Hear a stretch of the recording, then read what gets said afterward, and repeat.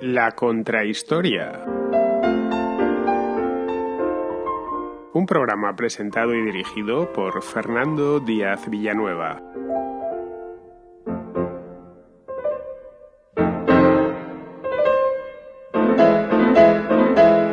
Pocas veces solemos caer en la cuenta de lo importante que es el clima en el curso de los acontecimientos históricos. Quizá a corto plazo no nos lo pueda parecer, ya que en el curso de una vida humana rara vez cambian de forma drástica las condiciones climáticas.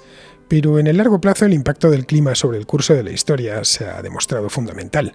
Desde la prehistoria se han producido varios cambios climáticos de distinta envergadura, y todos, sin excepción, han afectado a las comunidades humanas, unas veces para bien, otras para mal. Los neandertales, por ejemplo, no pudieron aguantar un enfriamiento más o menos repentino del planeta y eso, junto a la irrupción del Homo sapiens, les condenó a la extinción hace unos 40.000 años. Ya en tiempos históricos, otro enfriamiento provocó la caída del Imperio Antiguo en Egipto, el mismo que había levantado las grandes pirámides de Giza. Ese mismo fenómeno provocó que el norte de África, que en aquel entonces era verde, húmedo y se encontraba poblado, se transformase en el desierto del Sáhara, el mayor del planeta. 2000 años más tarde, otro evento climático fue el causante del colapso del Imperio hitita, de las migraciones indoeuropeas hacia el oeste y de la llegada de los llamados pueblos del mar al oriente mediterráneo. 3 acontecimientos concatenados que reconfiguraron por completo el mundo antiguo. A los periodos cálidos y húmedos en los que las civilizaciones prosperaban, le han seguido siempre otros de carácter frío y seco. Esos inviernos prolongados, acompañados siempre de magras cosechas y seguidos por epidemias, derribaron imperios, facilitaron invasiones y cambiaron el rumbo de la historia.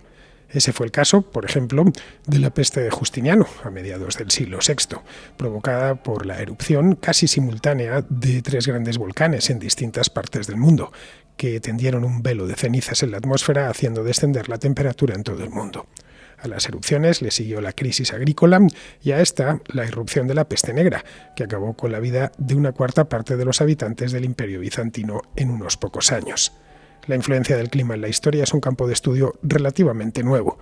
Hasta hace solo unos años no se solía tener en cuenta, ya que nuestros ancestros no tenían el modo de medir con precisión los parámetros climáticos del tiempo que les tocó vivir. Algo de información documental nos ha llegado, pero no es demasiada, y además está muy fragmentada.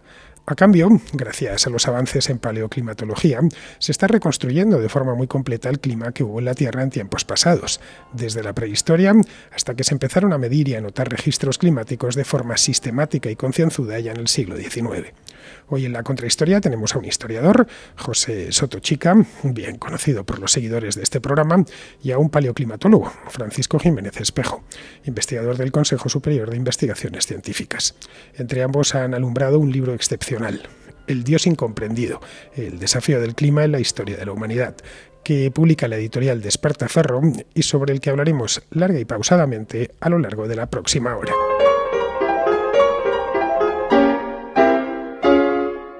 Tengo, como podéis ver, los que estéis escuchando y viendo el programa a través de YouTube, tengo a Pepe y a Francisco aquí en el estudio. Bueno, en el estudio, eso es un decir, en un estudio improvisado que hemos montado en la librería Marcial Pons de Madrid.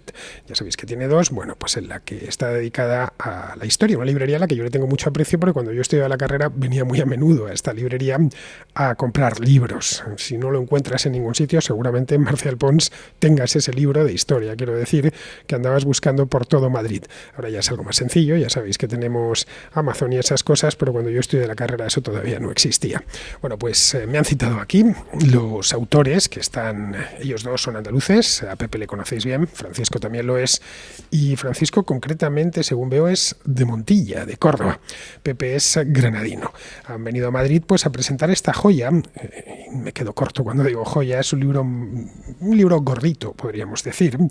Tiene más de 400 páginas, denso, está eso sí lleno de fotografías, de diagramas, de mapas, bueno, de estos libros que da gusto leer, que yo la verdad cuando Pepe me hablaba de él, este es un trabajo de 3 años, según me ha contado él, no pensé que fuera a ser tan bueno. Me senté a leerlo hace 3 días y ha volado. Y ojo, estos libros, ya solo por su densidad, normalmente llevan más tiempo, pero los últimos días, esencialmente todo lo que no era trabajar estaba con, estaba con el libro de Pepe y de Francisco. Muy buenas, Pepe, ¿cómo estás? Muy buena, pues encantado de estar aquí contigo, con tus seguidores, y darte las gracias por desplazarte, por buscarnos hueco, porque da gusto poder hablar de historia y de ciencia en esta casa. Bueno, yo no me he desplazado mucho, estoy en Chamberí y vengo de Lavapiés. Tú, en cambio, has tenido que venir desde Granada, un día de lluvia. Yo empecé como a viajar a las 6 de la mañana, así que imagínate. Bueno, tenemos también a Francisco. Muy buenas, Francisco. Es la primera vez que vienes a la Contrahistoria. Esto, como supongo que ya sabrás, y por su nombre es un programa de historia, no de ciencia, pero vamos, que es un orgullo tener a un científico y más de tu categoría en el programa. Pues muchísimas gracias por la invitación, Fernando. Bueno, es la primera vez que vengo en físico, porque yo soy oyente de tu programa, así que por lo menos en espíritu sí que llevamos juntos muchas horas. Bueno, pues nada, muchísimas gracias. Tengo, como veis, a dos contraescuchas que han hecho un libro maravilloso. Sí. Muchas veces nos preguntamos, Pepe, vamos directamente al grano, porque después de esto, aquí en esta misma sala en la que estamos, que nos han habilitado los de Marcial Pons esta mesita y tal, que por cierto está muy bien, parece una mesa de radio. Después tienen que presentar el libro, ambos dos, lo tienen que presentar exactamente a 1,5 metros de aquí, que es donde está el estrado de esta sala, se llama Foro Marcial Pons. Lo digo para que lo sepáis, lo tienen desde hace poco tiempo y organizan todo tipo de actos. Bueno, Pepe, ¿cómo os pusisteis a hacer esto, dos personas tan improbables o de colaboración tan improbable como un paleoclimatólogo y un historiador experto en la tardoantigüedad? Pues la culpa la tuvieron los visigodos. Los visigodos fueron los culpables, porque Francis y yo nos conocíamos. Él trabaja muchísimo con arqueólogos e historiadores, tiene esa relación, y bueno, casualidades de la vida, terminamos siendo amigos, y entonces yo le planteé un problema. El problema es que yo tenía una serie de crónicas, tenía una serie de fuentes visigodas que me estaban hablando pues de un colapso de la sociedad, de la economía. Estaban señalándome hambrunas, estaban señalándome un frío terrible, y claro, cuando yo acudía a la historiografía, pues lo que me decían es que eran exageraciones literarias, que eran construcciones historiográficas, que se trataba de visiones apocalípticas. Y claro, cuando acudo a la ciencia, cuando acudo a Francia y a su equipo, que es uno de los mejores del mundo, pues nos encontramos con que no, que eso que está en las crónicas, que eso que está en los concilios de Toledo, eso tiene un reflejo claro y contundente en el registro climático. Es decir, cuando ellos acuden a analizar el fondo de los océanos o de una laguna o espeleotemas en las cuevas, lo que ven es que a finales del siglo VII y comienzos del VIII se produce una caída brutal de las temperaturas en la Hispania visigoda, se produce una sequía brutal, y eso evidentemente en un mundo que se basaba en la agricultura pues significaba un problema gravísimo, ¿no? Ahí eso se transformó en un trabajo conjunto que se publicó en Nature Communication, y a partir de ahí, cuando estábamos en ese trabajo, yo hablo de esto y Javier Gómez Valero de Despertaferro dice: oye, ¿y por qué no hacéis un libro sobre esto? 3 años y medio más tarde el libro está aquí. Bueno, os habéis ido lejísimos, porque si esto se hubiese quedado solo en la peste de Justiniano, a la que le dedicáis un capítulo magnífico, por cierto, es de los capítulos que tienen, que son un total de 9, el que está lo de Justiniano es el 7º, que lo ha titulado, bueno, esto está escrito por Pepe Sotochica, y yo creo que es importante recordar que el estilo es muy Pepe Sotochica, da gusto leerlo, vamos, esos adjetivos tan bien empleados, esa épica de Pepe Sotochica, la encontramos en este ensayo, que es un ensayo a caballo entre la ciencia, la paleoclimatología y la historia. Bien, empezáis, os habéis ido tan lejos como a la prehistoria, pero la prehistoria bien lejana, al paleolítico puro, porque el primer capítulo versa sobre la desaparición o la extinción del hombre de Neandertal. Claro, si nos cuesta saber el clima que había en el siglo VI o en el siglo XVII, porque los documentos que tenemos son muy pocos, no digo ya en el año 80.000, hace 80.000 años o hace 40.000 años. Estas cosas, ¿cómo se saben, Francisco? Más o menos aquí lo explicas bien, pero explícaselo a la audiencia, porque yo mismo siempre me lo planteo. ¿Cómo saben que hubo un enfriamiento hace 100.000 años, o hace 1.000.000 de años, o hace 40.000 años, que es cuando se extinguió el hombre de Neandertal? Sí, en el libro tiene varias partes, ¿no? Y una de las partes es explicar cómo trabajamos los paleoclimatólogos. Sin entrar en demasiada metodología, dejando las cosas más complejas, con palabras sencillas, explicamos pues justo lo que nos acabas de preguntar, ¿no? Y en este caso nos hemos centrado en un periodo de la prehistoria muy concreto, que es el Emiense, que puede sonar raro, pero el Emiense fue la última vez que nuestro planeta fue algo más cálido que la actualidad. Y aunque parezca lejano, incluso en ese capítulo hemos puesto las consecuencias geopolíticas para el siglo XXI del Emiense, ¿no? O sea, cómo si nuestro planeta sigue calentándose y se parece cada vez más al Emiense, cómo cambiaría la geoestrategia del planeta, ¿no? O sea, qué rutas quedarían libres para el comercio y cómo cambiaría un poco lo que conocemos. O sea, que a pesar de que tratamos cosas del pasado, siempre hemos hecho una serie de enlaces con lo que ocurre en el presente e incluso lo que puede ocurrir en el futuro. Bueno, es que estamos habitando el mismo planeta que los neandertales y que aquellos Homo sapiens de hace 40.000 años, y el clima sigue cambiando. De hecho, en estos momentos una de las grandes preocupaciones mundiales es el cambio climático. Es decir, que el libro viene que ni pintado, porque habla de cambios climáticos, unas veces más graduales y otras veces repentinos en el pasado. Volviendo sobre la prehistoria y los neandertales, no sé si, en fin, alguna vez de cuando erais niños, quiero decir, os interesaba este tema. A mí, desde luego, claro, me interesaba. Y yo veía mucho a los neandertales como un predecesor de unos brutos, ¿no? Una gente muy, muy primitiva, que habían sido predecesores de los sapiens, pero no es así. Luego ya posteriormente tuve que ir a la universidad para aprenderlo. Fueron una especie diferente a la nuestra, pero que convivió con la nuestra, y que, a diferencia de la nuestra, no consiguió superar un cambio climático, el fin de este periodo cálido, concretamente, cuando la Tierra se volvió a enfriar, que los sapiens sí consiguieron lidiar con él, con dificultades, pero sí consiguieron lidiar con él, pero los neandertales no, se fueron refugiando cada vez más al sur, y esa es la razón por la cual, bueno, tanto en España como en Italia encontramos tantos restos en excavaciones arqueológicas. Efectivamente, fíjate que los neandertales nos dan una gran lección, porque si había una especie humana adaptada al frío, eran los neandertales. El problema es que, como dice Franci, en el Emiense ellos tienen un periodo cálido largo en el que florecen como especie, pueden extenderse hasta muy al norte, y lo que tienen luego es lo que ellos llaman, los paleoclimatólogos, el evento Henry IV, que es un enfriamiento muy rápido, catastrófico, que hace que la temperatura caiga 15 grados de golpe, ¿no? Y claro, no es lo mismo el ver venir el cambio climático pausadamente que se te eche encima de una manera tan brusca, ¿no? Es decir, la capacidad de adaptación de esa especie, de los neandertales, tenía sus límites, y el evento Henry IV pues pulverizó esos límites de adaptación, ¿no? Nosotros, los sapiens, pudimos hacer frente a ese cambio, ¿no?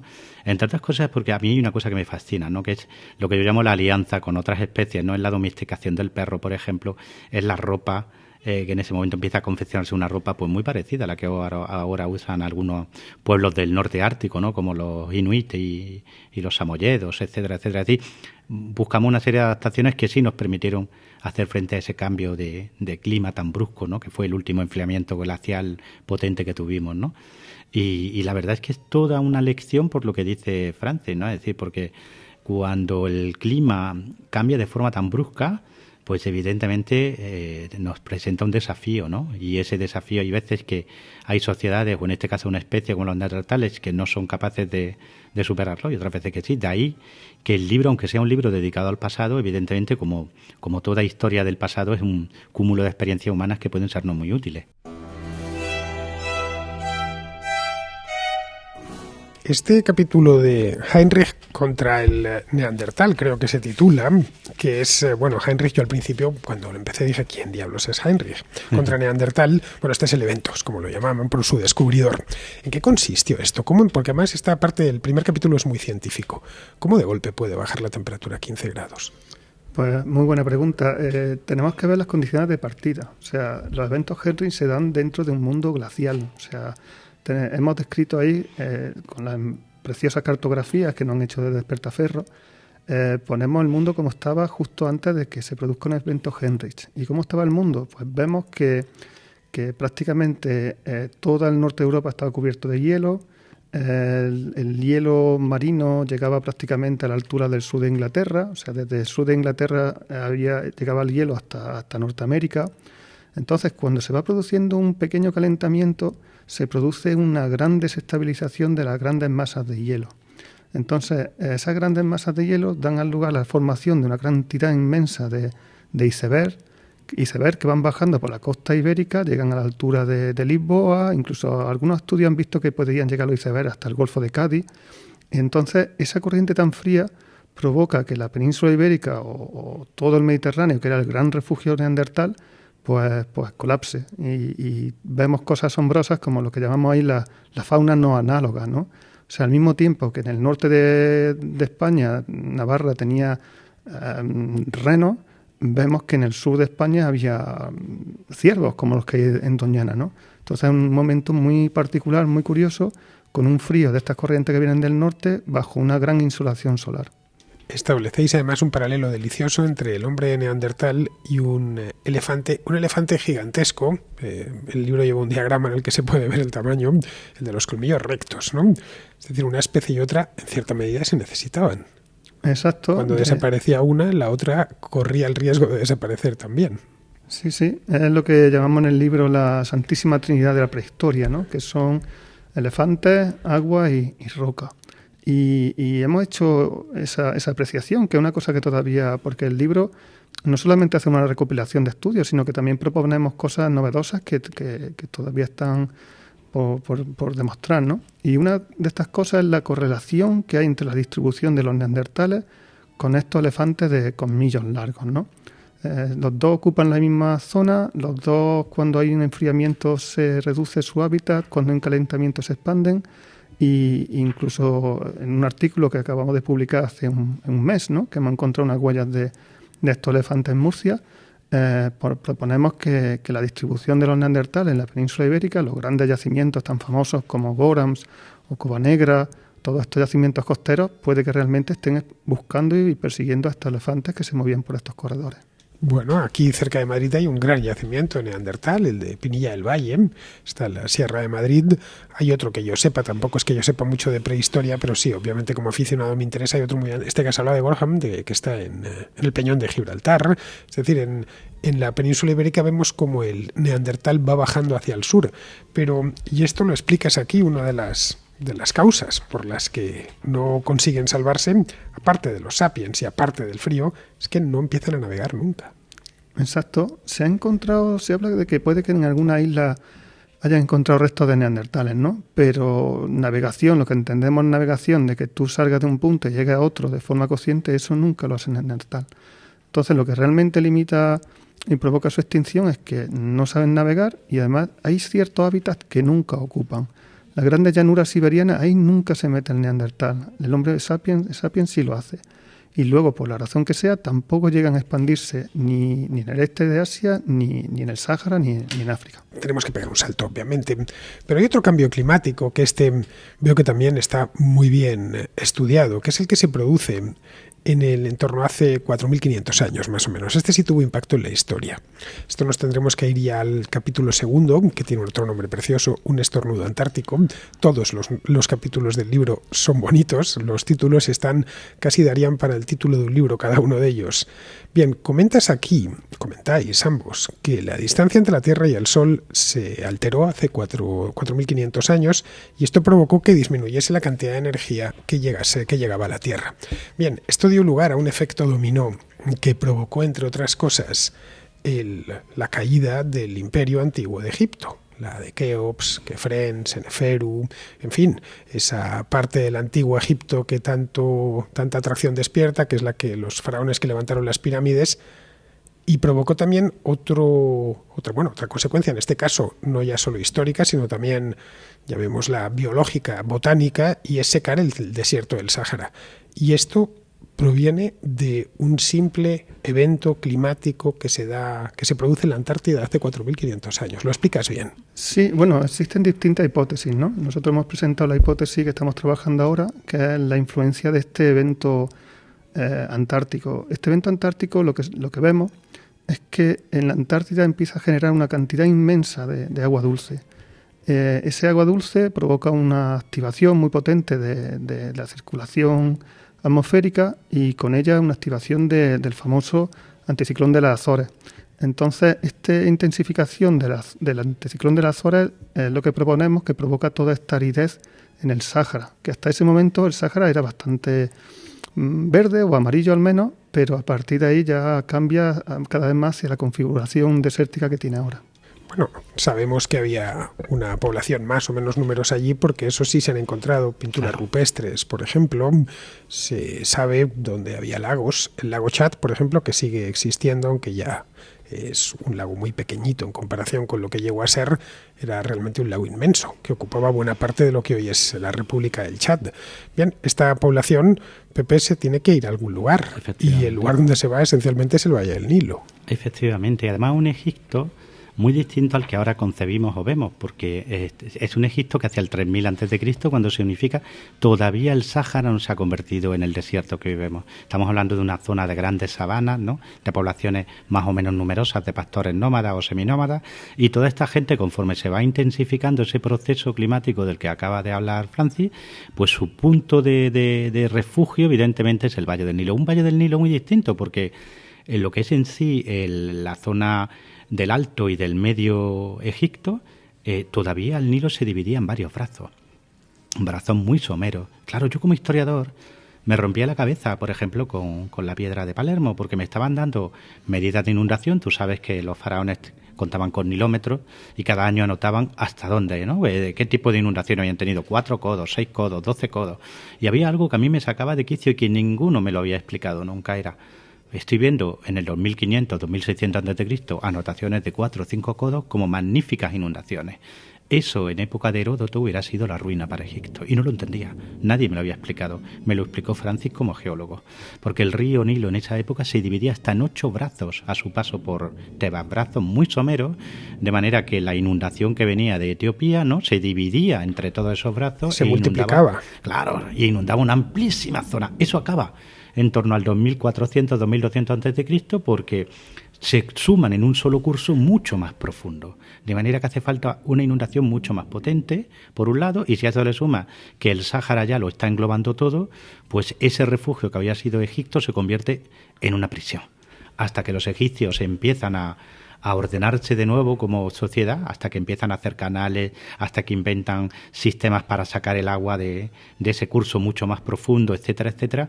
Pues se produce un colapso, es decir, ese Egipto maravilloso de las pirámides colapsa por completo precisamente por estos dos cambios, ¿no? El Sáhara convertido en desierto y el Nilo de 8 brazos convertido en un único Nilo mucho más profundo, mucho más difícil de administrar. Este Nilo de 8 brazos para mí también ha sido un descubrimiento. Yo lo desconocía y me ha respondido no la pregunta de las inundaciones del Nilo, que esta nunca me la había hecho, pero sí el hecho de que las pirámides de Giza estén tan lejos de la orilla en nuestro tiempo.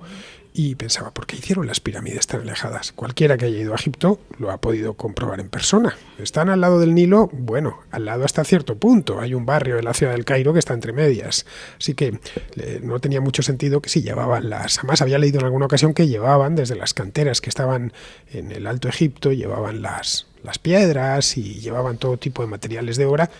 Bueno, porque lo hacían a 1 kilómetro o casi 1 kilómetro de la orilla. Claro, es que la orilla estaba pegada a la Esfinge. Sí. Estaba al borde de uno de esos brazos. Y además el paisaje no era el que veis ahora. Es decir, ahora vamos a la meseta de Giza y lo que vemos es puro desierto, pura arena, ¿no? Todavía en época en que se construyen las pirámides, todavía lo que tendríamos es un paisaje parecido al del Serengeti, más bien.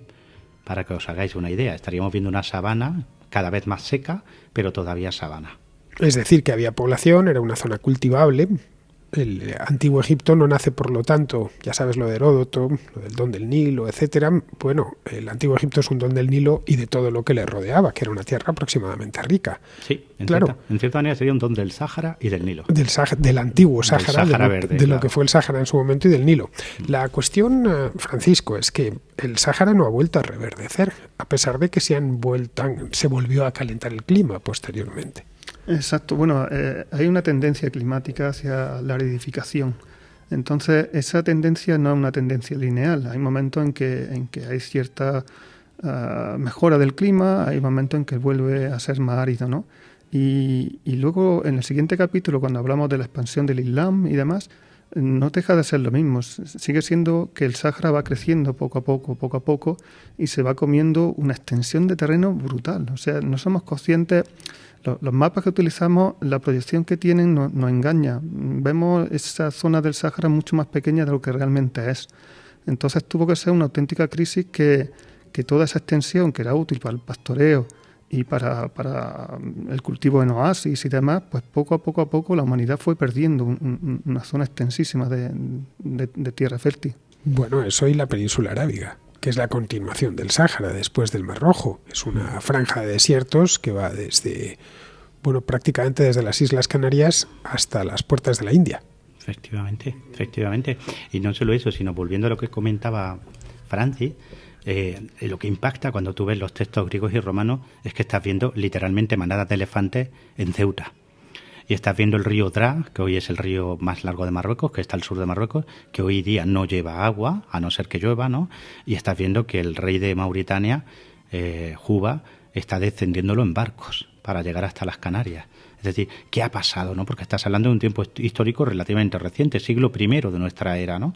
Y sin embargo, cuando llegan los árabes, años 700 aproximadamente, a lo que hoy es Marruecos, ya sí se encuentran un Marruecos como el actual. Es decir, con una zona desértica amplia al sur, con ríos secos como el Dra, etcétera, etcétera. Es decir, y estudiamos qué ha pasado ahí, ¿no? Cómo el proceso de desertificación del Sáhara continúa, pero continúa a una velocidad increíble al punto que esa África rica de los romanos, esa África desbordante de trigo y de aceite que todavía conocieron los romanos de los siglos I, II, III, IV, V incluso, pues en apenas un siglo se volatiliza. A mí es algo que siempre también me llamó mucho la atención, leyendo sobre el Imperio Romano, sobre el que he leído mucho más que sobre la prehistoria, me provocaba asombro saber que la provincia más rica del imperio era la África proconsular, el actual Túnez, o que lo que es hoy el norte de Argelia era una región de una riqueza proverbial, o el propio Marruecos, la Tingitania.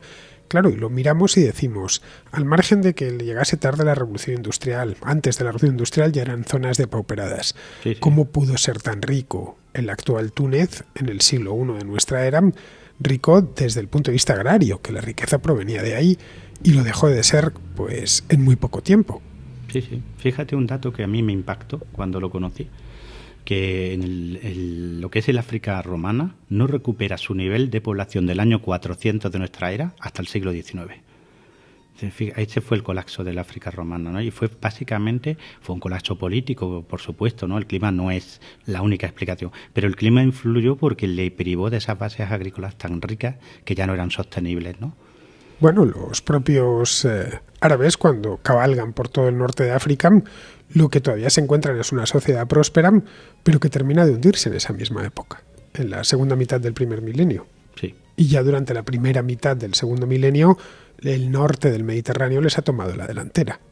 Y en esto, bueno, lo señaláis, lo hacéis muy bien, el factor climático, en el que nunca se suele caer. Porque esto es una cosa llamativa, Francisco. Yo estudié historia en la universidad y jamás, nunca en 5 años me hablaron del clima.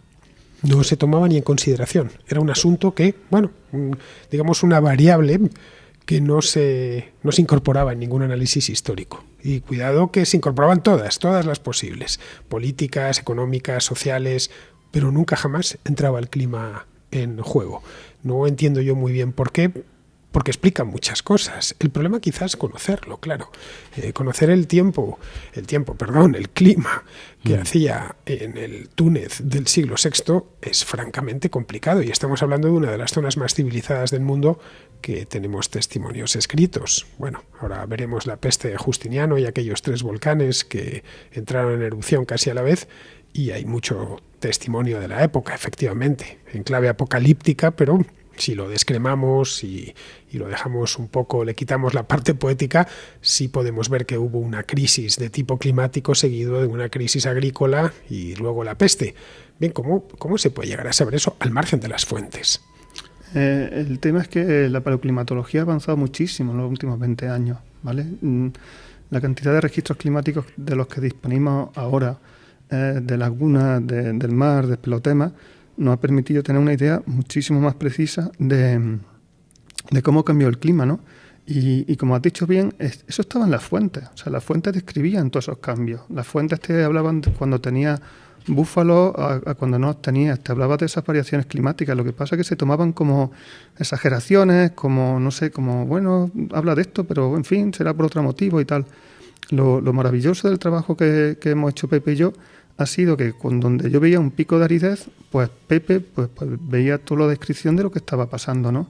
Entonces, eso nos ha abierto una nueva posibilidad de que no es que Pepe y yo seamos más listos de los que nos preceden, ¿no? Es que disponemos ya de una información mucho más robusta de que antes no estaba disponible. Simplemente os habéis limitado a cruzar datos, ¿no? Efectivamente, es justo eso. Los que tenía uno y los que tenía el otro. Bueno, pues hay un cruce de datos aquí muy interesante. De hecho, este me parece es el capítulo central del libro. Y me parece muy interesante, de verdad, porque explica muchas cosas, más de las que pensamos. De hecho, si os tendría que decir cuál es el capítulo central del Dios incomprendido, es el del colapso hitita. Porque es mucho más que el colapso hitita. Es cuando se configura todo el mundo antiguo por completo y cuando se configura la base humana del continente europeo. Porque con este enfriamiento de nuevo tenemos un evento climático inesperado, naturalmente, que tiene que ver con el frío. Hay un punto, no sé en qué es la primera parte del libro, que decís, lo que más seres humanos ha matado en la historia ha sido el invierno.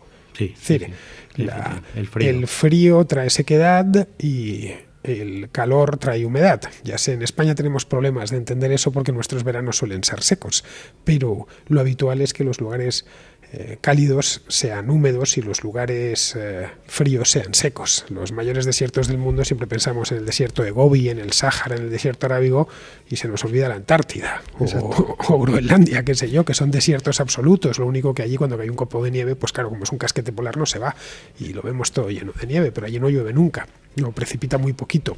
Bien, en torno al año, pues esto tendríamos que irnos 1200, 1300 antes de Cristo, se produce una crisis severa que está documentada además en el mundo mediterráneo. Desaparece uno de los mayores imperios de la antigüedad, que es el imperio hitita, y además desaparece sin dejar rastro, porque Atusa, su capital, se tardaron milenios en volver a ser encontrada.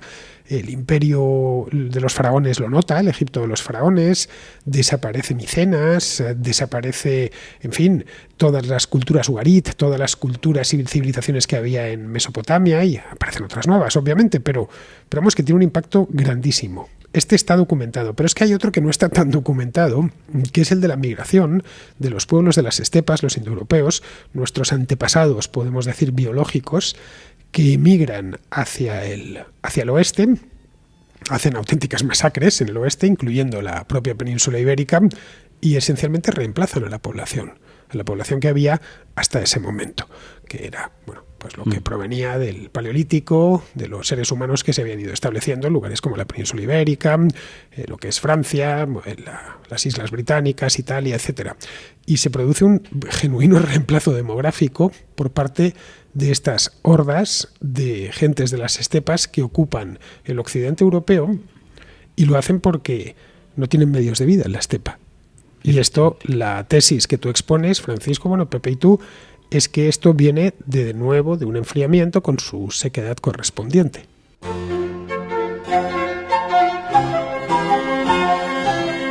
Esto estaría en la crisis de lo que ellos llaman los paleoclimatólogos el 4.2, el 2200 a.C., la migración indoeuropea.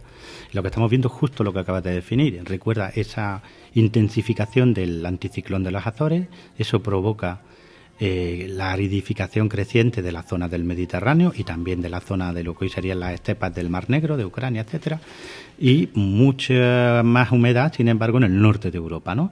Los pueblos de la estepa se ven obligados a migrar porque hay una serie de problemas a su modo de vida, que básicamente es el pastoreo, pero claro, emigran con una serie de ventajas. Una de las ventajas es el caballo. La otra ventaja es que ellos han desarrollado una cultura basada también en la guerra, ¿no? De hecho, Franci me decía, es que lo que me alucina de esta migración indoeuropea es la aparición de lo que se llama la alabarda atlántica, que probablemente sea la primera arma hecha exclusivamente para matar seres humanos, porque se mataban seres humanos con arcos, con jabalinas, por supuesto, ¿no? Pero eran armas que también podían ser usadas para cazar ciervos, para abatir un bisonte, mientras que esto solo sirve para matar gente. Si estamos hablando de pueblos que tienen esa visión guerrera de la historia, ¿no? Y van a caer sobre las sociedades del cobre, que son sociedades aquí en la península ibérica riquísimas, muy, muy complejas, ¿no? Ahí tenemos Valencina en Sevilla, ¿no? Con más de 400 hectáreas de asentamiento, o los Millares en Almería, ¿verdad? Y lo borran todo, aniquilan por completo, ¿no? A la población masculina prácticamente, ¿no? Y todo esto también está ligado al control de las rutas de comercio de la sal, porque en una Europa donde la agricultura colapsa porque llueve mucho menos, hace falta sal. ¿Por qué? Porque la ganadería es la sustitución de la agricultura. Pero claro, para salar el pescado y salar la carne de res que sacrificas en otoño porque no hay pastos de invierno, ¿no? Porque no tienes forraje para el invierno, necesitas sal en grandes cantidades. Y esa sal la tienes que recoger en lugares como el Mediterráneo, como en España, porque en el norte no se puede recoger sal en salinas en la costa, ¿no? Y aquí en España además se produce una revolución en la obtención de sal y todo ese cóctel aparentemente que no tiene nada que ver unas cosas con otras, lo que tenemos son pueblos guerreros que están buscando el control de las rutas de comercio, el control de la sal y que al mismo tiempo están buscando tierras donde instalarse y que caen sobre sociedades aparentemente más ricas y más complejas que ellos, pero que son incapaces de hacerles frente precisamente porque estamos hablando de pueblos donde la guerra, lo heroico, lo épico, tiene cabida en ese mundo, mientras que en el mundo del calcolítico estamos hablando de pueblos que basaban su concepción del mundo en otras cuestiones, ¿no? Y arrasan con ello, arrasan por completo. En la historia del Mediterráneo, bueno, en general de las civilizaciones, las del creciente fértil, las propias civilizaciones mediterráneas, hay una constante y es que los pueblos de la estepa, de tanto en tanto, bajan sobre estas civilizaciones, las ponen en apuros y terminan fusionándose con ellas, de manera violenta naturalmente, pero lo consiguen. Fue lo que sucedió, por ejemplo, al terminar el Imperio Romano, bueno, durante sus últimos siglos, y es que gente que venía de la estepa presionaba las fronteras y terminaba entrando, no siempre la entrada era violenta, pero que en muchas ocasiones devenía violenta y cambiaba la realidad. Es decir, el Mediterráneo del siglo II no tiene nada que ver con el del siglo VII, en una palabra. Entre medias ha habido un movimiento masivo de población. Bien, en este caso el cambio fue, bueno, que llegó hasta el delta del Nilo.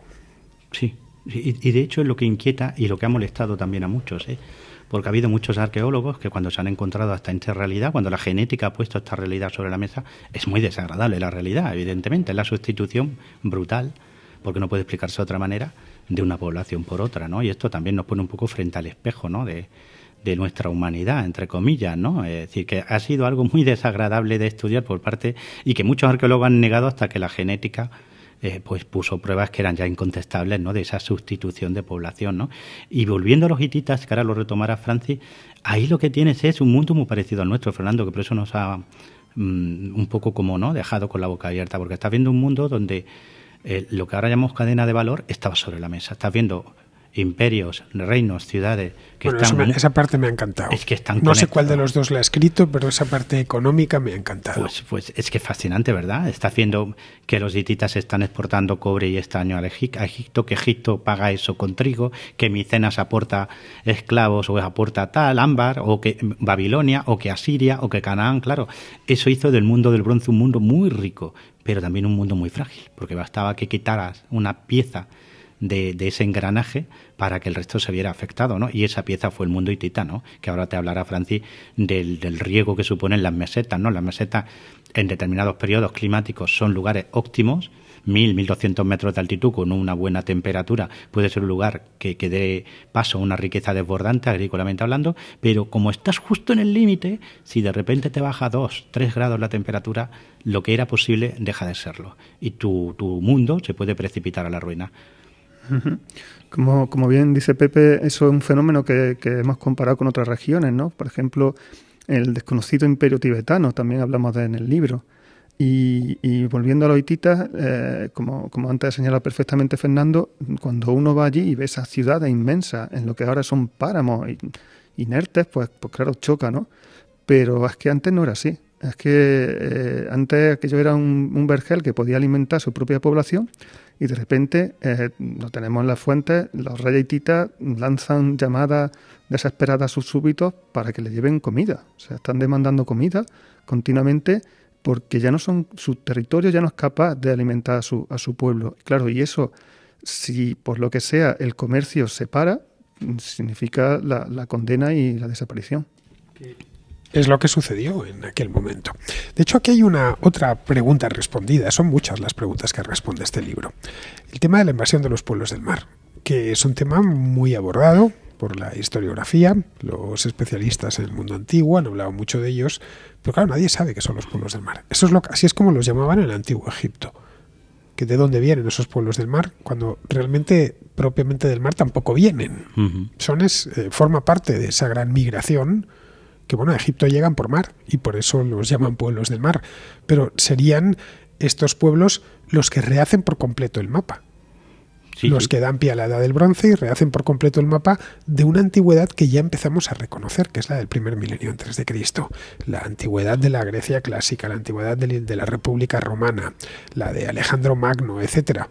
Pero se necesita digamos, este paso, este salto, sin el cual no entenderíamos tampoco todo lo que vino después, porque esta migración, en fin, pudo ser salvaje, y de hecho lo fue, y se pudieron perpetrar todo tipo de atrocidades, pero este tipo de eventos históricos alumbran mundos nuevos, que sí, no necesariamente tienen que ser peores. Sí, sí, por supuesto, y ha dado con el tema clave, es decir, estamos hablando de un proceso migratorio violento en muchos casos, que es el de los pueblos del mar, pero es un proceso migratorio que 4 siglos más tarde alumbra ese mundo que todos admiramos de la Grecia arcaica y clásica, por ejemplo, ¿no? O del imperio asirio, o del imperio neobabilónico, etcétera, etcétera, ¿no? ¿Qué es lo que estamos viendo? Estamos viendo pueblos que en un momento dado se convierten en migrantes porque su mundo ha colapsado por completo, precisamente en parte por ese golpe climático tan potente, ¿no?, que hace imposible la agricultura en zonas donde antes había sido posible, pero también porque han sido lanzados fuera de esa cadena de valor, vamos a llamarla así. Es decir, ya los micénicos no pueden mantener su mundo de palacios centralizados. Es inviable. En el nuevo mundo que ha surgido de ese colapso, es inviable el mundo de los palacios micénicos. Te tienes que reconvertir ¿en qué? En migrante, en invasor, en pirata, en saqueador, y eso es lo que estamos viendo, ¿no? Fíjate los filisteos, por ejemplo, lo que vemos cuando arqueológicamente se excavan los yacimientos filisteos. Los filisteos llegan en ese momento a lo que hoy es Palestina. Y lo que ves es un mundo similar culturalmente hablando al micénico. Es decir, los filisteos vienen del área micénica, vienen de ahí, vienen del Egeo. Exactamente, estás viendo en cierta manera un pedacito del Egeo de repente en Canaán, ¿no? ¿Cómo ha sido transportado ese pedacito del Egeo a Canaán? Pues evidentemente durante este proceso tan violento, pero que luego alumbra un mundo que ya sí nos parece ya muy reconocible, ¿no? Que es el que aparece en torno al año 800 de nuestra era, ¿no? Que ya es propiamente hablando, culturalmente hablando, nuestro mundo, ¿no? Ya es Homero, ya es Heródoto, ya es Tucídides, ¿verdad? Pues surge de ese colapso. Bueno, Homero se hace eco de la guerra de Troya, que tiene lugar durante esta convulsión. Efectivamente, sí. Narrada en tono mítico, eso sí, pero tiene lugar durante esta convulsión, porque Troya, la ciudad de Troya, como bien sabéis, está en la actual Turquía, en la península Anatolia, en uno de los extremos, cerca de los Dardanelos, y eso eran el entorno del imperio hitita, que es un imperio no muy conocido porque desapareció. Pero si hubiese sobrevivido como sobrevivió el egipcio, el imperio hitita sería hoy, bueno, con que hubiese, no sé, sido conquistado por Roma un milenio más tarde. Totalmente. Claro, totalmente. Son de estos imperios desaparecidos que prometían muchísimo y que se vienen abajo con estrépito. Bueno, de esta convulsión del año 1200 a.C., más o menos, solo sobrevive Egipto, pero sobrevive de aquella manera porque entra en crisis. Además, acababan de salir del reinado de Ramsés II, que, como es bien sabido, pues es el rey de Abu Simbel, en fin, uno de los faraones más conocidos de toda la historia del antiguo Egipto. Después del rey de este faraón, de Ramsés II, todo empieza a venirse abajo de manera inexplicable, en principio. Egipto lo tenía todo. Sí, pero ni siquiera es que vinieran faraones malos. No, pero ese Egipto del siglo XIV, del siglo XIII, que es un imperio que comercia con Babilonia, con Asiria, con Micena, con el mundo hitita, no tiene a dónde exportar. Su trigo, que era el que le granjeaba el cobre, el cedro del Líbano, el estaño, el lapislázuli, no tiene clientes. Eso es lo que nos enseña este colapso. En el caso de Egipto, Egipto no se ve tan afectado por la crisis climática como el imperio hitita o los micénicos, pero se queda sin clientes. Y eso nos enseña que efectivamente la globalización, en ese caso la de 1200 a.C., ofrece fortalezas, ofrece riqueza, pero también tiene un punto de debilidad. Es decir, o nos salvamos todos o no se salva nadie. Bueno, Egipto termina siendo atacado, lo que pasa es que ellos repelen en el delta del Nilo la invasión. Sí, la repelen, pero luego viene un periodo muy oscuro, muy largo, que va a durar varios siglos, precisamente porque Egipto se tiene que plegar sobre sí mismo, porque el mundo exterior ya no es ese mundo rico e interconectado, sino que es un mundo caótico, un mundo violento que va a tardar siglos en surgir de nuevo, como lo entendieron en el 1200 a.C., con esas conexiones. Si nos vamos 1500 años más de 1500 años, 1700 años adelante en el tiempo, nos encontramos con otro imperio en la misma zona del mundo. Ya sabéis que el Mediterráneo oriental es la cuna de grandes imperios, varios, que estaba en su mejor momento, nunca mejor dicho, porque en la década del año 530 el imperio bizantino estaba en su cúspide y que de pronto se encuentra también con una crisis climática, esta vez no producida por un cambio climático al uso, sino por una catástrofe natural, o mejor dicho, 3 catástrofes naturales concatenadas. La erupción de 3 volcanes en 3 partes del mundo muy distantes, como El Salvador, el volcán Ilopango, el Ártico y Indonesia, que terminan confluyendo todo en muy poquitos años, terminan desencadenando 3 crisis seguidas en el Mediterráneo. Bien, esto de los volcanes, yo la verdad es que hasta hace muy poco tiempo sí lo había oído, lo había visto en algún documental. Francisco, ¿cómo es que no se había caído en esto? Quizá porque no se conocían. Pues sí se conocía, de hecho Procopio lo describe, ¿no es Procopio lo describe perfectamente. Sí, pero él no describe el volcán, claro, pues eran volcanes que no estaban en el ámbito mediterráneo, lo que sí describen son las cenizas. Exacto, ¿no? pero como bien comentaba Pepe, no se había tomado en serio esa descripción de Procopio hasta hace unos, 20 años que los especialistas empiezan a encontrar los restos de la evidencia, pero por todos sitios, desde los árboles de Dinamarca hasta los hielos de Groenlandia, o sea, por todos sitios ves que hay un enfriamiento brutal, ¿no? Entonces, cuando las fuentes geológicas o la paleoclimatología empieza a ver por todos los lugares, entonces cuando se le da fe a lo que Procopio ya había dicho hace muchísimo tiempo, ¿no? Y además lo describe de una forma preciosa, elegante, sabemos el día, describe cómo se veía el sol y eso siempre ha estado ahí, pero claro, no se tomaba en serio hasta que los geólogos han confirmado que realmente estaba ocurriendo.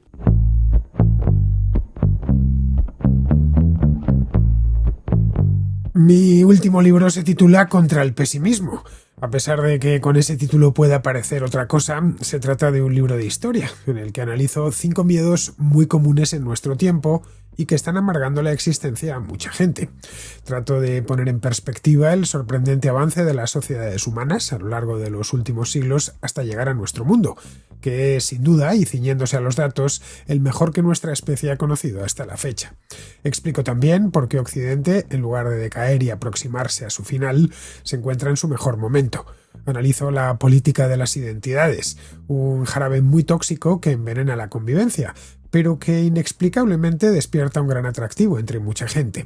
Abordo el problema del presentismo, un error de raíz que imposibilita nuestra comprensión del pasado y que además nos provoca desesperanza, nos obliga a culpabilizarnos o, lo que es peor aún, suscita un falso orgullo preñado de resentimiento. Para terminar, y ya en clave puramente hispana, realizo un examen pormenorizado sobre el supuesto excepcionalismo hispano. Les adelanto la conclusión: no existe y nunca existió. Detrás de estos 5 miedos está la política y los activistas que las sirven. El miedo es una herramienta muy poderosa de control social y una forma inmejorable de conquistar el poder y retenerlo. Es bueno conocer la maniobra y poder neutralizarla con hechos contantes y sonantes. El libro lo publica la editorial HarperCollins y se puede encontrar en cualquier librería, también en edición digital y en audiolibro, un audiolibro que me encargué personalmente yo de grabar. Parece además que está gustando mucho, porque ha empalmado varias semanas entre los más vendidos en Amazon. Toma nota, Contra el pesimismo, y que los cenizos no lo tengan tan fácil.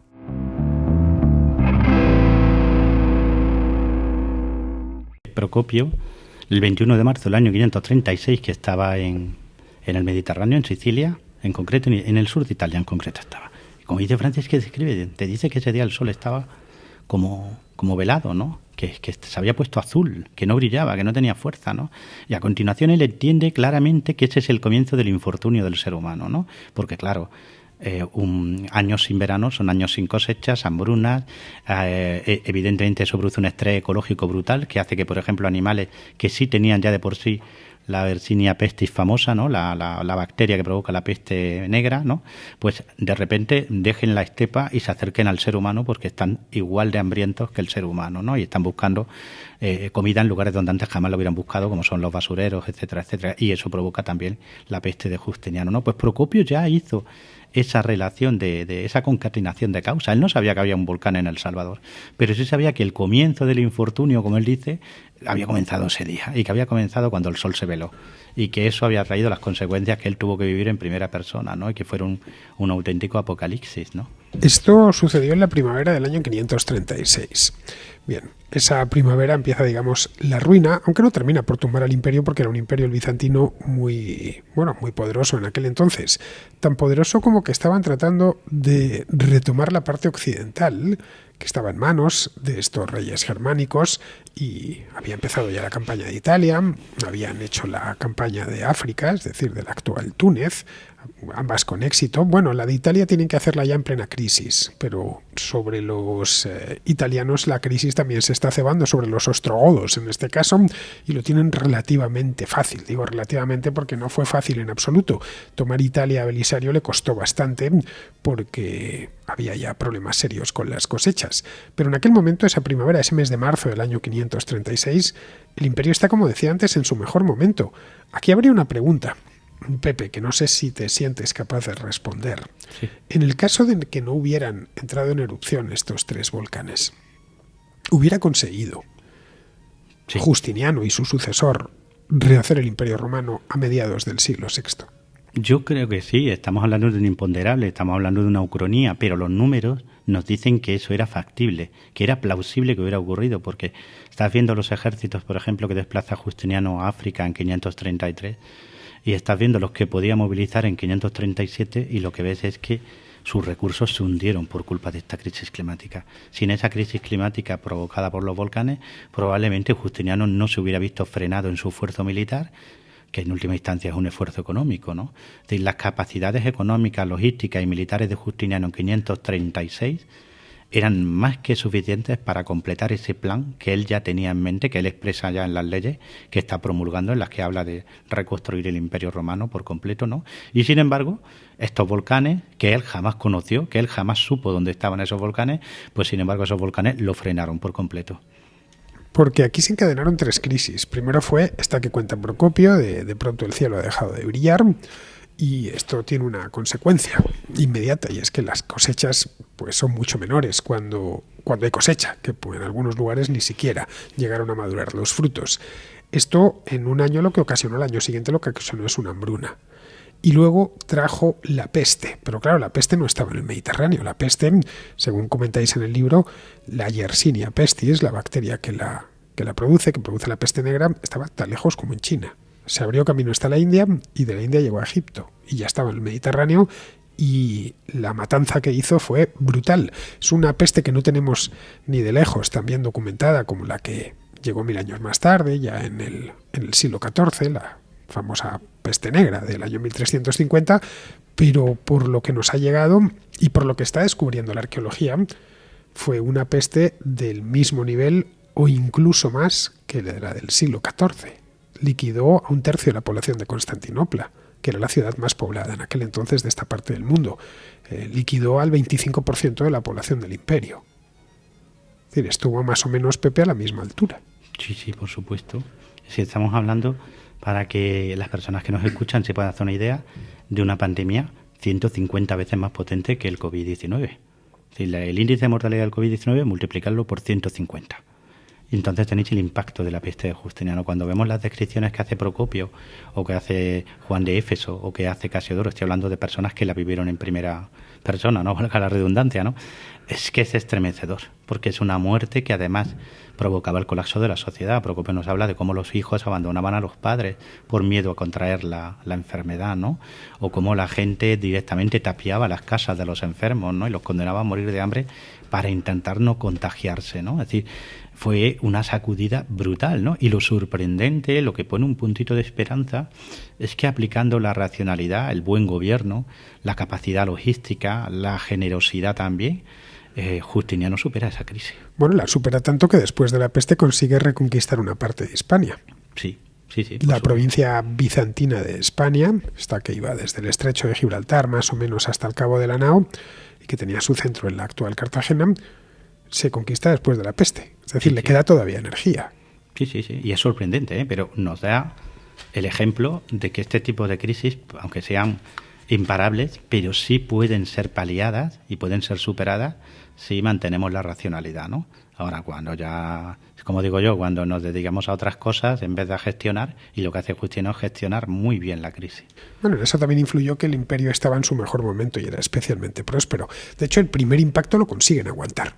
Sí. Porque tienen el tesoro lleno, porque habían tenido la cosecha del año anterior a que se oscureciese el sol había sido especialmente buena, esto también lo comentáis. De cualquier modo, claro, esto da que pensar, porque ¿qué pasaría si te deja un poco inquieto ese capítulo?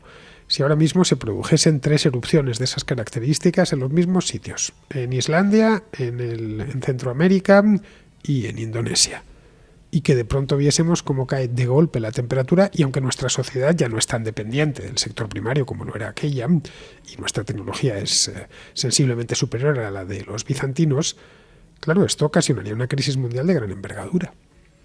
Por supuesto. De hecho, el motivo, por ejemplo, los ostrogodos, los visigodos también estaban sufriendo la misma crisis climática, ¿no?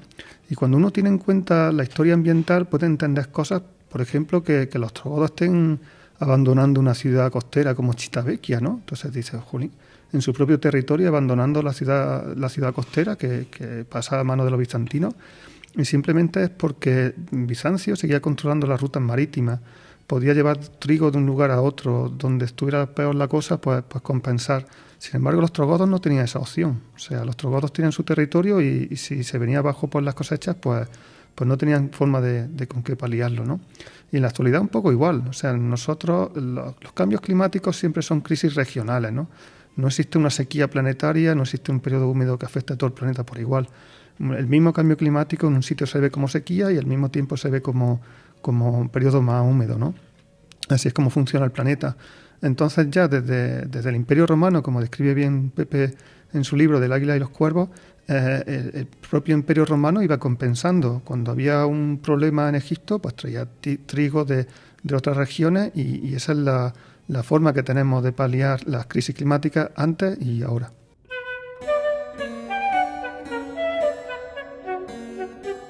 Bien, vamos con otra pregunta, Pepe. Esta también es difícil, y esto nos mete de lleno ya en la última parte. Lo de los comanches me temo que no vamos a tener tiempo de tratarlo. O sea, como veis, este libro da para muchísimo.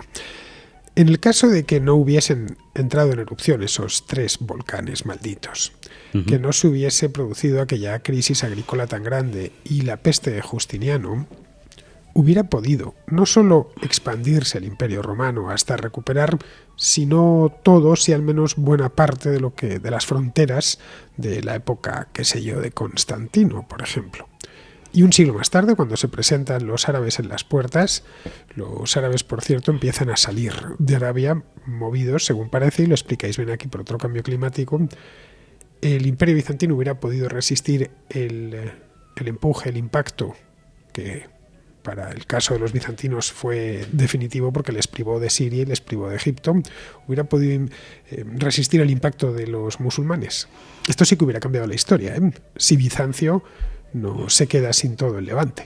Sí, de hecho ya sabes que eso fue uno de los aspectos fundamentales de mi tesis doctoral en su momento. Mi tesis se llamaba Bizantinos, Sasánidas y musulmanes, el fin del mundo antiguo y el inicio de la Edad Media en Oriente, ¿no? Y ya me planteaba yo esa pregunta en 2010, pero solo sobre bases político-económicas. Es decir, estamos viendo un imperio bizantino que sale de 25 años de guerra con los persas sasánidas. Tenemos 2 imperios que habían controlado Arabia, que había sido su patio trasero, hasta el año 603, que se enzarzan en una guerra terrible, y eso permite a los árabes en un momento dado echarse sobre ellos cuando están más débiles. A eso que le he podido añadir gracias a este libro, a los 3 años y pico de investigaciones y de exprimir a Francis, ¿no?, para que me dé toda esa información climática, que es que los árabes no solo estaban aprovechando una oportunidad, sino que estaban siendo empujados fuera de Arabia, ¿no? Porque vemos a Arabia como un gran desierto, y lo es, ¿no? Pero Arabia no es lo mismo que llueva 250 mililitros al año, que te permite tener una agricultura en algunos lugares como Yemen o como Omán, ¿no?, y un pastoreo más o menos extensivo en el resto, a que de repente se desplome también ahí la pluviosidad. Es decir, a nosotros nos parecen 200 mililitros, nos parecen poquísimo. Eso aquí en España ya es la muerte del campo, ¿no? Pero en Arabia... Eso sería lo que llueve en Almería, más o menos, ¿no?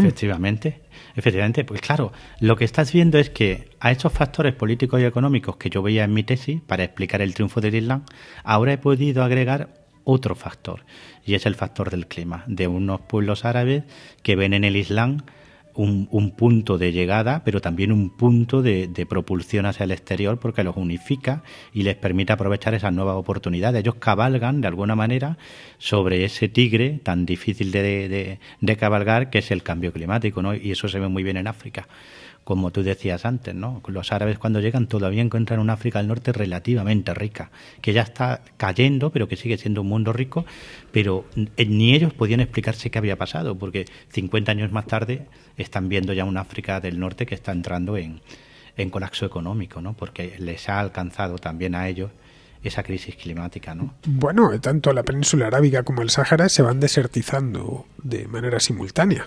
Sí. Es decir, hoy nos cuesta ver, qué sé yo, pastos a las afueras de la Meca o de Medina, pero los hubo, porque estaban pobladas básicamente por pastores. Hoy aquello es un paisaje lunar. Sí. La familia del propio Mahoma se dedicaba en esencia a eso, como prácticamente todos los habitantes de la península. En ciertas zonas de la península arábiga, el caso de Yemen, en las cordilleras del Yemen, que son algo más elevadas, todavía se sigue practicando algo de agricultura. Se aprovechan, ya sabes, de la cola de los monzones en ciertas zonas de Omán. Bueno, de hecho, antiguamente aquello se le llamaba la Arabia Félix. Muy bien traído. No por casualidad, sí, ¿no? Sí, la Arabia feliz. Es que era un mundo rico. Era un mundo rico. Una de las sociedades más antiguas que conocemos es precisamente la del Yemen. Esa reina de Saba de la Biblia tiene un trasfondo histórico real, que era un reino poderoso, rico en comercio, pero también en agricultura, donde todavía la presa de Marit, que colapsa en el siglo VI precisamente, ¿no?, pues aseguraba un mundo de grandes cosechas y de bienestar económico. Y eso desaparece justo cuando Mahoma viene al mundo. Es decir, Mahoma viene al mundo en una Arabia en crisis. Y eso, tú bien lo sabes, a menudo en la historia de la humanidad, las grandes religiones aparecen en momentos de crisis precisamente porque aparecen como una solución, entre comillas, aunque sea espiritual, a ese mundo que se tambalea, ¿no? Claro, y eso tuvo su reflejo pues desde Arabia a la península ibérica. Esto nos lleva de cabeza ya al último tema, que es, ya digo, el de los comanches es una pena, pero no nos da tiempo a meternos en él, pero sí con la invasión de Hispania, de la Hispania goda, en el año 711. Un tema que, como bien sabes, nuestro común amigo Yeyo Belvás ha tratado de manera magistral en Espada, Hambre y Cautiverio, y que aquí le das una vuelta de tuerca nueva, incluyendo el elemento climático. Es decir, ese periodo frío que hubo en la primera mitad y algo más, porque el periodo frío llegó hasta que empieza el óptimo climático medieval, que es en torno al año 900 más o menos, ese periodo frío que hay en el siglo VIII, que posibilita que el reino godo, que no digo yo que estuviese mal administrado, de eso estoy completamente convencido, el reino godo atravesase una crisis económica muy profunda, de la que se aprovecharon estos invasores que venían del norte de África. Sí, de hecho eso lo tratamos en nuestro trabajo que comentaba antes Pepe en Nature Communication, y lo que vemos es un reino godo que también está combatiendo ese problema climático, ¿no? Zonas como la Alpujarra en Granada o las serranías de Ronda, justo en esos momentos cuando empiezan a ser habitadas, ¿no?, que no habían sido en época romana, pero sí lo son en época visigoda. De hecho, también hemos visto como los godos llevan peces a los lagos de montaña, o sea, ellos están intentando con medidas de ingeniería, como la acequia de careo, o con legislación, ¿no? Las últimas leyes visigodas tratan de la gestión del agua. Entonces ves un reino que está intentando gestionar este problema ambiental, ¿no? Pero claro, se encuentran que, igual que ocurre esa sequía en el sur de la península ibérica, también estaba pasando al mismo tiempo en el norte de África, y los musulmanes que llegan en ese momento encuentran ciudades como Cartago, que tenían 100.000 o 150.000 habitantes, y cuando ellos conquistan ya el norte de África, la ciudad más grande es Kairouan, que tiene solamente 30.000, ¿no? Entonces, como comentaba Pepe, los musulmanes necesitan una cabeza de turco para explicar lo que ha ocurrido, ¿no? Porque, claro, ellos no eran conscientes, pero todas estas ciudades del norte de África, que eran antiguos graneros del Imperio Romano, que ahora las visita uno y ve una ciudad inmensa en mitad del desierto, y dice, bueno, ¿y esto cómo es que está aquí, no?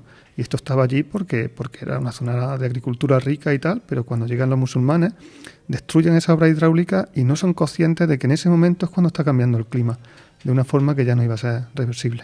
De hecho, una de las formas que tienen los musulmanes cuando avanzan por el norte de África, Pepe, es ir sitiando las ciudades, destruyéndoles los acueductos y todos los sistemas de aprovisionamiento de agua.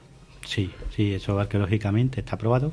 Y es normal porque estamos hablando de ejércitos que no tienen todavía una logística para asediar ciudades. La manera de rendirlas es como ocurrió, por ejemplo, en Cartago, es privarlas del suministro de agua, o como ocurrió en otras ciudades de lo que hoy sería Túnez, pues destrozar la infraestructura hidráulica para hacer que esas poblaciones se rindan, ¿no? Claro, el problema aquí es lo que ha señalado Francis. Todo eso se da en un contexto de creciente aridificación, es decir, era la puntita que faltaba para que todo se viniera abajo, ¿no? Claro, lo que se encuentran luego los árabes es que tienen que gestionar un desastre, no lo pueden gestionar y buscan una cabeza de turco, que en este caso es la famosa Cajina, ¿no?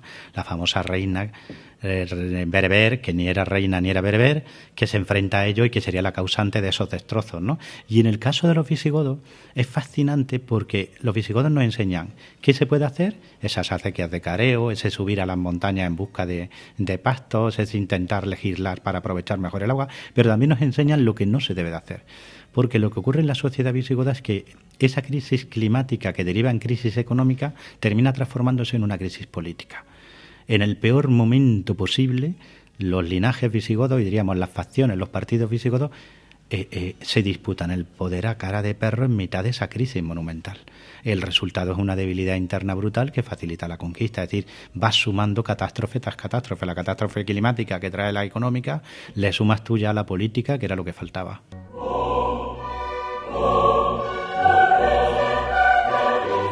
Porque en esto, y además se ve en todo el libro, las catástrofes climáticas, ya sean provocadas por un volcán o por un ligero enfriamiento de la Tierra, tienen consecuencias inmediatamente en las sociedades humanas. Que cuanto más sofisticadas son, más avanzadas están, más duras son esas consecuencias. Claro, esto para nosotros debería ser un aviso, porque nunca ha habido sobre la faz de la Tierra una sociedad tan sofisticada, tan avanzada como la nuestra, y a la vez tan numerosa. A los antiguos les llamaría la atención el número de seres humanos que hay, bueno, en la propia península ibérica. Pues entre 50 millones que hay en España y otros 10 en Portugal, hay 60 millones de personas dentro de la península ibérica. Claro, difícilmente el suelo de la península ibérica podría dar de comer ni con las técnicas agrícolas más avanzadas a 60 millones de personas. Luego somos más dependientes que nunca en este aspecto. Sí, bueno, ahora la tecnología ha cambiado muchísimo, ¿no? O sea, la producción que podemos sacar de los campos, los fertilizantes, todo esto ha cambiado la realidad con respecto al pasado, ¿no? Pero bueno, mientras uno tenga las vías de comunicación abiertas y exista un comercio internacional y todo esto, pues cualquier problema se puede paliar, ¿no? Incluso nos podemos permitir, como hacemos en España, que las grandes zonas de cultivo, las grandes huertas de Granada o de Murcia, pues ahora sean terrenos urbanizables, o incluso nos podemos permitir la gestión un poco tan penosa que hacemos de los recursos subterráneos, ¿no? Que es lo que deberíamos un poco mejorar si continúa este calentamiento global.